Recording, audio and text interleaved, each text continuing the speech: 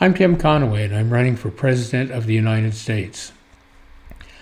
We've heard a lot of talk, and there's some actual effort being made in the area of reparations for the people descended from slaves in the United States.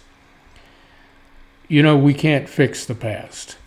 And the issue of slavery is it's very easy to look back and pick and choose what we're going to talk about. Slavery has existed pretty much since the beginning of time all over the world.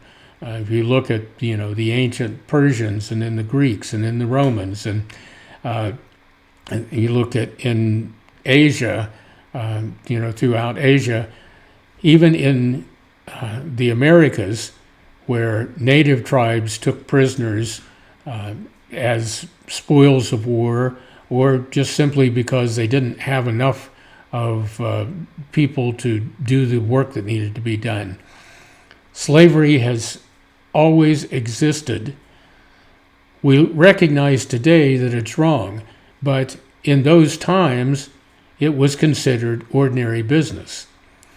The Africans who were rounded up and sold off into slavery were rounded up by fellow Africans, people from the north of Africa who took them and sold them to white people to work on their plantations, not only here, but everywhere around the globe, South America, the Caribbean.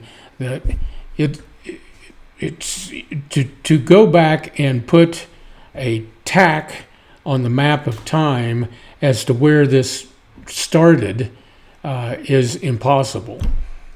Slavery existed in the United States before the United States government came to exist. Slavery wasn't something created by the United States government. And in fact, in the creation of the government, the northern states, the representatives who came to the Constitution, wanted to eliminate slavery, but they weren't going to get the cooperation of the southern states to do that. There is a mention in the Constitution, in the first article for setting up Congress, that in the year 1808, that the federal government could set up an imposition on people being imported as slaves. However, that was fought, and that was fought, and that was fought. So yes, there is some culpability after the United States became a nation. Eventually, the federal government under the Republican Party, which was formed for the purpose of abolishing slavery, eventually slavery was abolished. Unfortunately, it was done in such a way that these people were basically thrown out on their own and given no kind of support. So that wasn't a good way to do it, but it eliminated slavery. Do the people who are descendants of the slaves deserve to get some federal money? The question is, how do we determine that? And the federal government is not very good at doing accurate records and checking. But the bigger problem is, how is this going to actually benefit these people? Is this lump sum of money going to make their lives better or improve the conditions where they live? An alternative would be to assign money to underserved parts of our nation, underserved parts of cities, for minority-owned businesses and enterprises. And this money, instead of trickling down to a series of government programs and community organizations, would be available for when somebody comes before a local bank and has a business plan, has a good proposition, then the bank would loan them money, and that loan would be subsidized by these federal funds. The establishment of this business or this commercial enterprise of this industrial operation in the area then provides jobs to other people. It also provides an incentive for more people to open and run businesses in that area. And again, there is a mechanism, a direct mechanism, without a lot of money being chiseled off to the side for these opportunities to make these communities grow.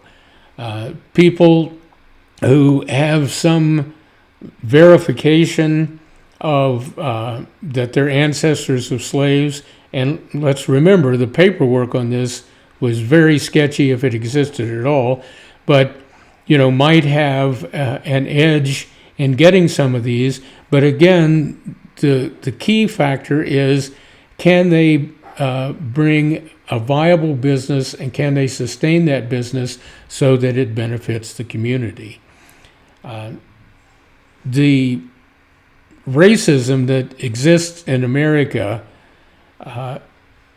exists partly because the government separates people by races and segregates who can get what and who can receive what under the premise that they are less capable, that they need the government's help, which just prolongs the problem.